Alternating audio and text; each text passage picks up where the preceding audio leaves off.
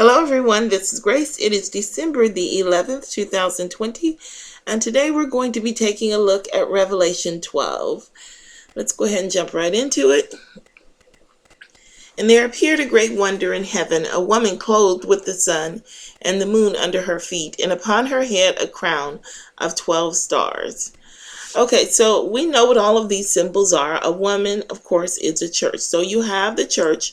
This is just to revive your memory. This is right after Revelation 11, where the 144,000 prophesy, and then they're taken to heaven here and called up to heaven in a cloud, and their enemies beheld him. Okay, so this is before the seventh trumpet, and we'll see more of the seventh trumpet at the end of this chapter. But for now, well, this isn't right after. This is a recap kind of what happened during that time.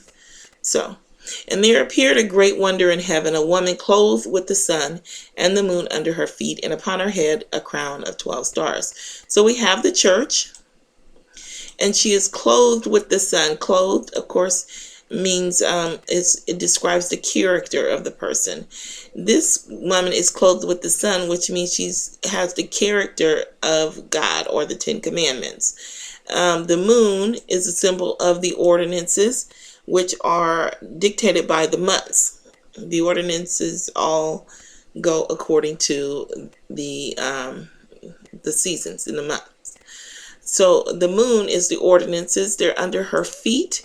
It's kind of like when Paul said, I do that which I don't want to do, and what I want to do, I don't do it. Okay, or I think he said it the other way around. That I want to do, I don't do it, and the things that I don't want to do, I do. Well, here she has the moon under her feet. She now has the victory over that. She can keep the ordinances of God, and she has complete control over it. And not only that, it's her foundation. She's standing upon it. So that's her foundation as well. And upon her head, a crown of 12 stars. This crown is the crown of victory. It's the same as in Revelation 6 that Satan is running around trying to conquer people and get. Well, she has the crown of a conqueror. It has 12 stars. We know that because she has the victory, and she is now part of the nation of Israel, the saved saints. and she being with the cloud, and she being with child, cried, travailing in birth, and pain to be delivered. We've already discussed that she is not in childbirth here. Us being here, going through this trial, living amongst the wicked, it's compared to travailing in childbirth, especially when times are hard. I did look up some scriptures. Let's take a look.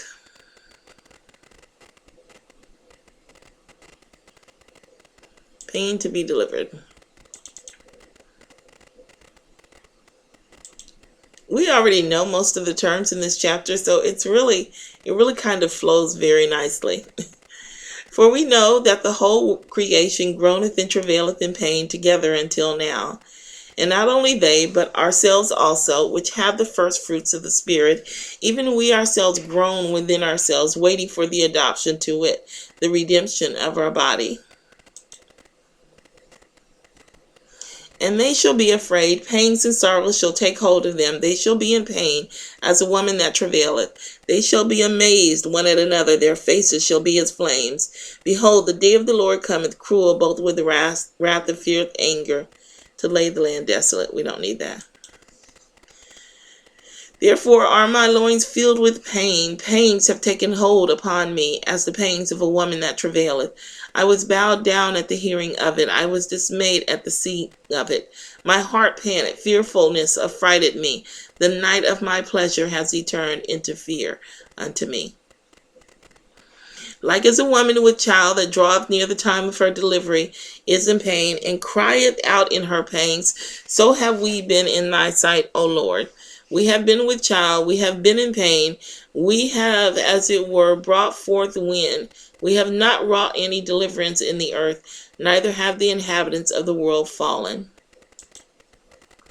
So deliverance, of course, is the birth of the church. The child is where the woman gives birth to the child. She has a fruit, and the fruit, of course, is going to be the saints. This is why, if you go look at the Old Testament, the fruit of the Levites was always the congregation. That was their tithe, or it was representative of their tithe. For I have heard a voice of a woman in travail, and the anguish as of her that bringeth forth her first child, the voice of the daughter of Zion that bewaileth herself, that spreadeth her hand, saying, Woe is me now, for my soul is wearied because of murderers. That's always been cutting for me every time I read it, even if I don't indicate it. It always kind of gets me just a little. Now why dost thou cry aloud? Is there no king in thee? Is thy counselor perished? For pangs have taken thee as a woman in travail. Be in pain and labor to bring forth, O daughter of Zion, like a woman in travail. For now shalt thou go forth out of the city, and thou shalt dwell in the field, and thou shalt go even to Babylon. There shalt thou be delivered. There the Lord shall redeem thee from the hand of thine enemies. There shalt thou be delivered, because then the entire church is going to come out. Once we go into captivity, the entire church comes out. It's not just the first fruits. Be thou ashamed, O Zidon, for the sea has spoken, even the strength of the sea, saying, I travail not, nor bring forth children, neither do I nourish up young men, nor bring up virgins. So this is the wicked church saying I'm cool. Well, this is their world. Before she travailed, she brought forth. Before her pain came, she was delivered of a man child. Who has heard such a thing? Who has seen such things? Shall the earth be made to bring forth in one day, or shall a nation be born at once? For as soon as Zion travailed, we don't need that part, but here's the part that we need right here. For before she travailed, she brought forth. Before her pain came, she was delivered of a man child. We're going to see a reference to the man child later on, and I'll explain what that is if you don't already recognize that as being the 144,000. But we'll talk about it in a minute. Okay, so that's all of those.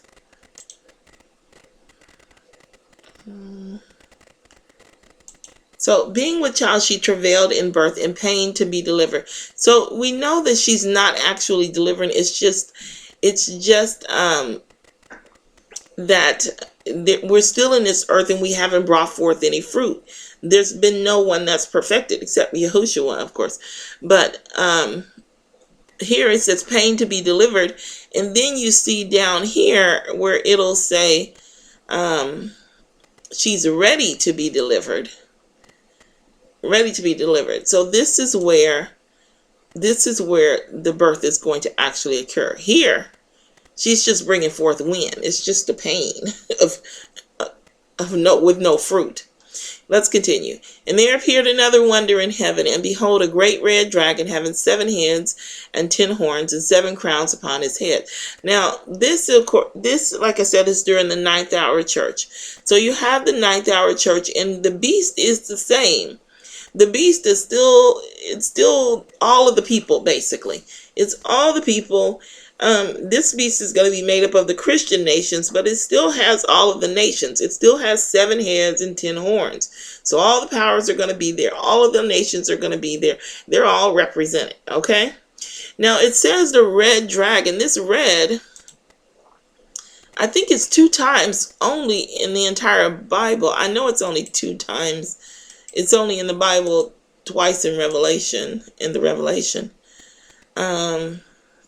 Let's see.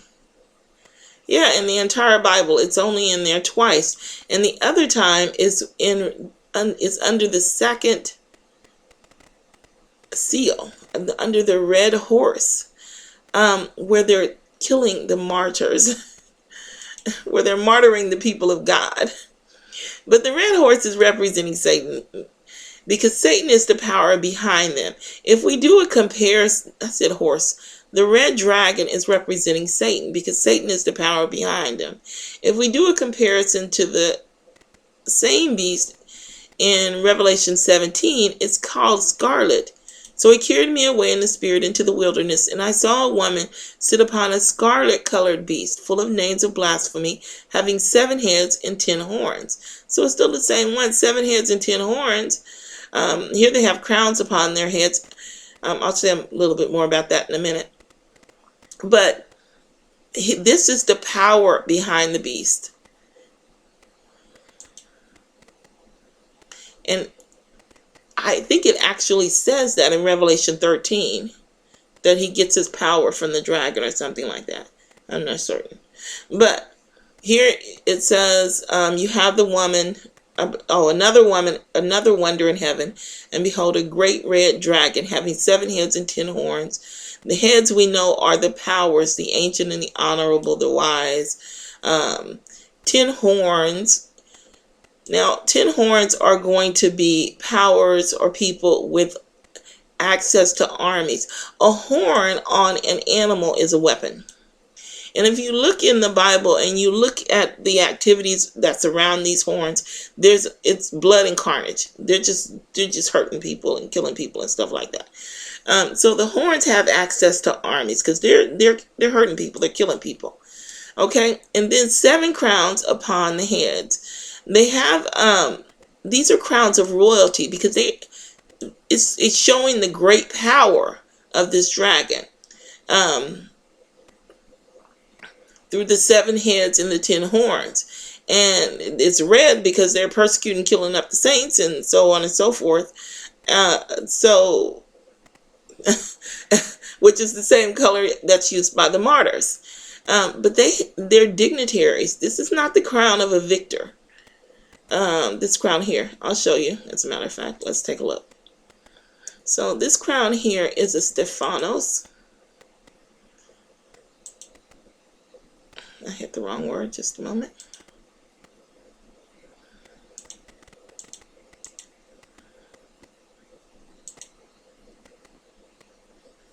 Stephanos. And then this is the crown of royalty. A diadem. And it's the same crown that Yahushua comes in Revelation 19.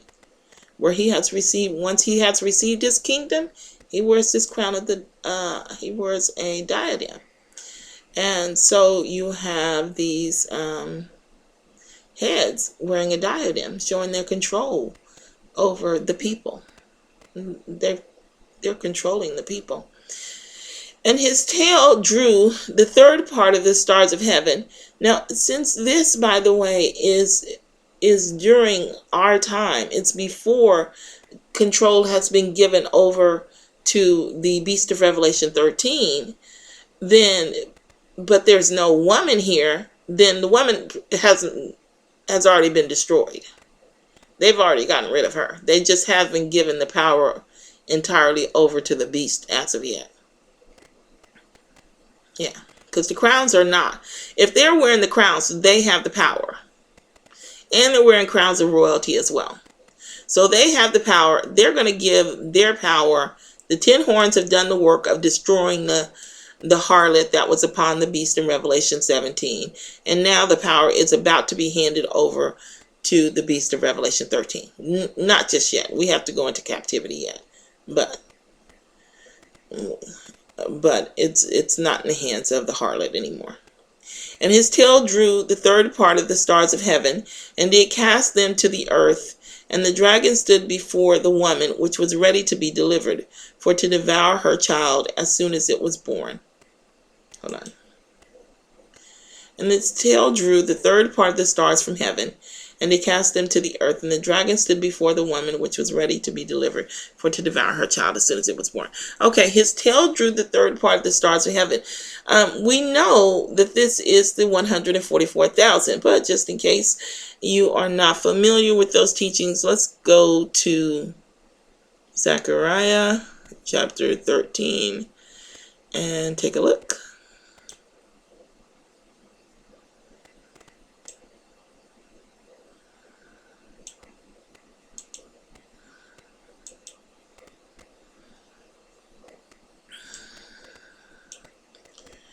Awake, O sword, against my shepherd, and against the man that is my fellow, saith the Lord of hosts. Smite the shepherd, and the sheep shall be scattered, and I will turn mine hand upon the little ones. And it shall come to pass that in all the land, saith the Lord, 2 parts therein shall be cut off and die, but the third shall be left therein. And I will bring the third part through the fire, and will refine them as silver is refined, and I will try them as gold is tried. They shall call on my name, and I will hear them. I will say, it is my people, and they shall say, the Lord is my God. Okay, so the third part are the 144,000 that are going to be saved. They are the shepherds that are not destroyed and then are eventually taken to heaven.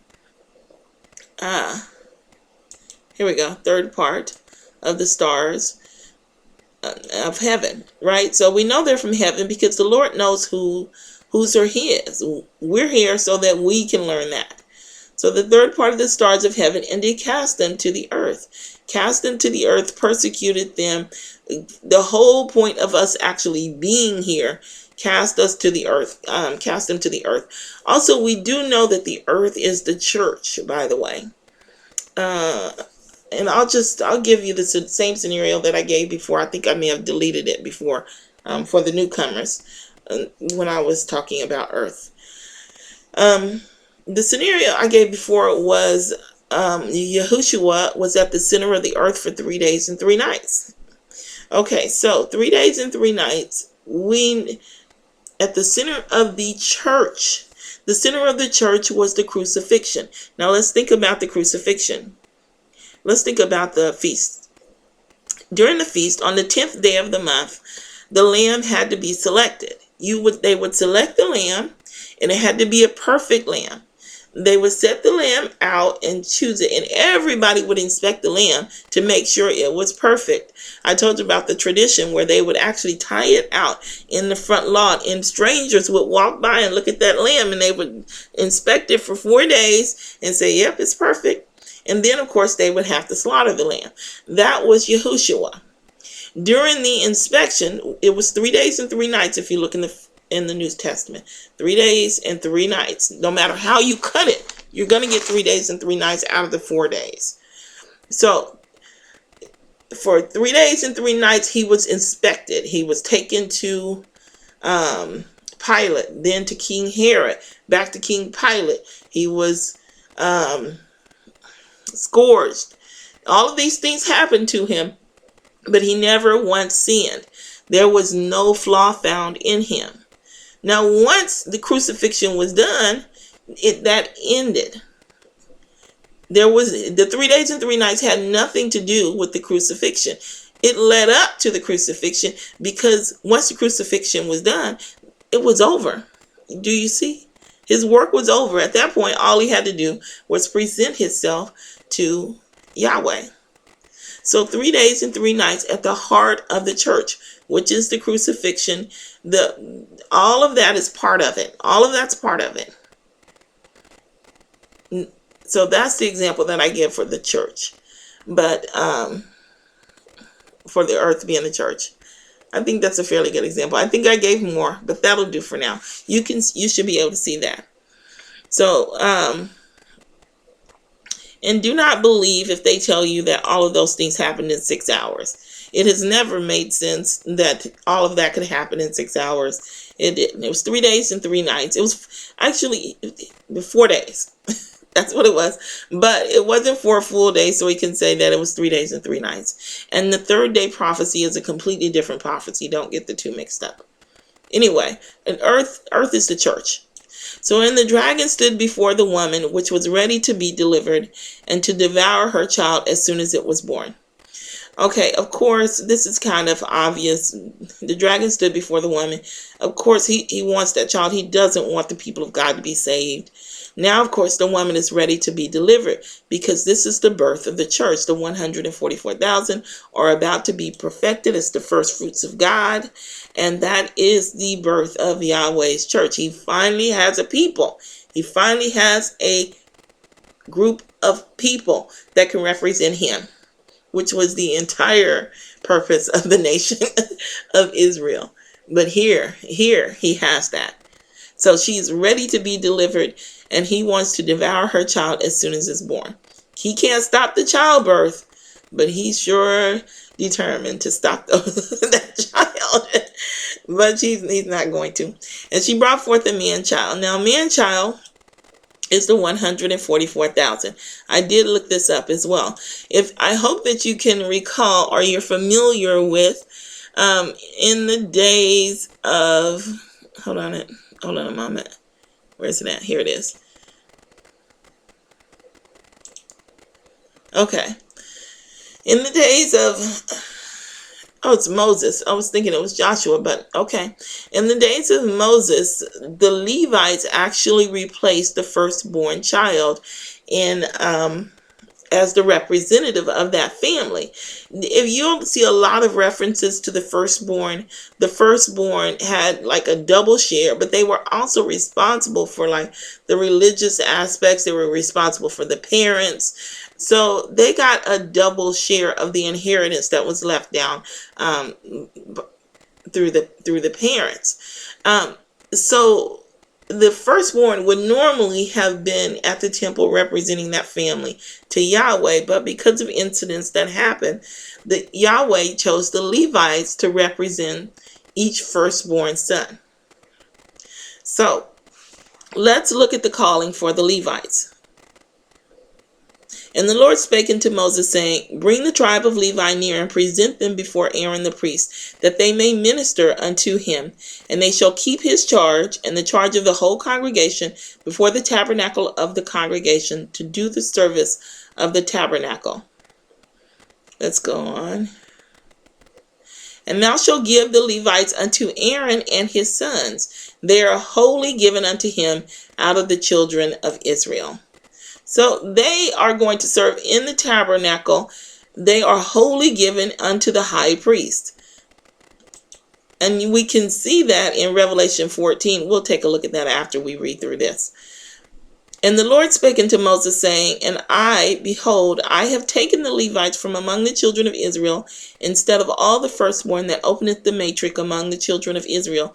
Therefore the Levites shall be mine, because all the firstborn are mine. For on the day that I smote all the firstborn in the land of Egypt, I hallowed unto me all the firstborn in Israel, both man and beast. Mine shall they be. I am the Lord. Number the children of Levi after the house of their fathers, by their families, every male from a month old and upward shall thou number them. And the Lord said unto Moses, Number all the firstborn of the males of the children of Israel from a month old and upward, and take the number of their names. And thou shalt take the Levites for me, I am the Lord, instead of all the firstborn among the children of Israel, and the cattle of the Levites instead of all the firstling among the cattle of the children of Israel.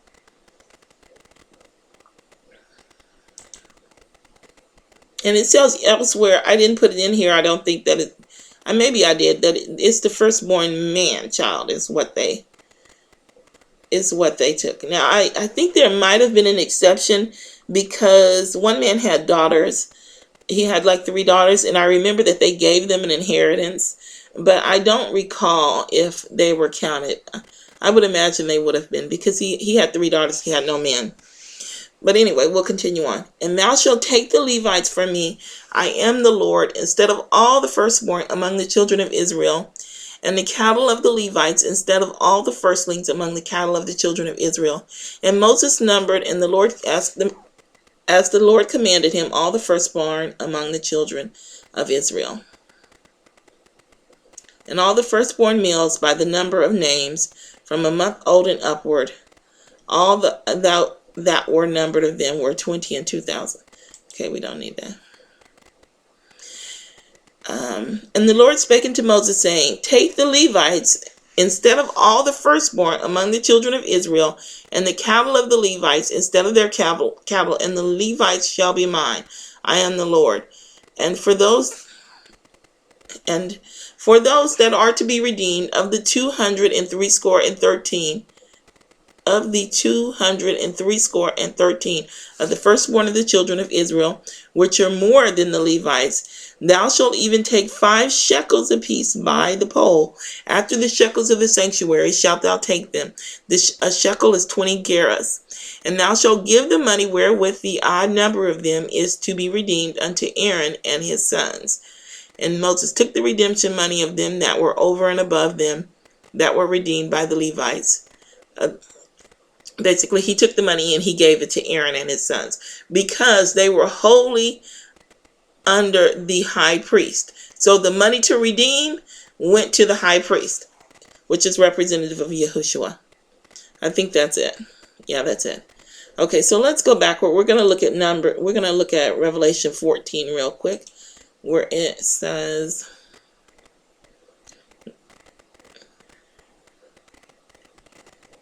These are they which were not defiled with women, for they are virgins. These are they which follow the Lamb wheresoever he goeth. These were redeemed from among men, being the firstfruits unto God and to the Lamb. So they're the firstfruits unto God and to Yahushua. So let's go back. So she brought forth a man-child. This is her firstborn man-child. It is the 144,000 that represent the Levites in the temple, who was to rule all nations with a rod of iron. And her child was caught up unto God and to his throne. And we saw that in Revelation 11.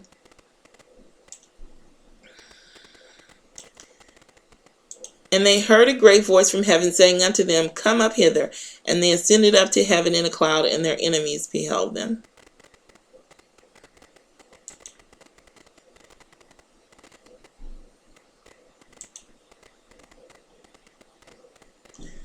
They were caught up to God and to his throne.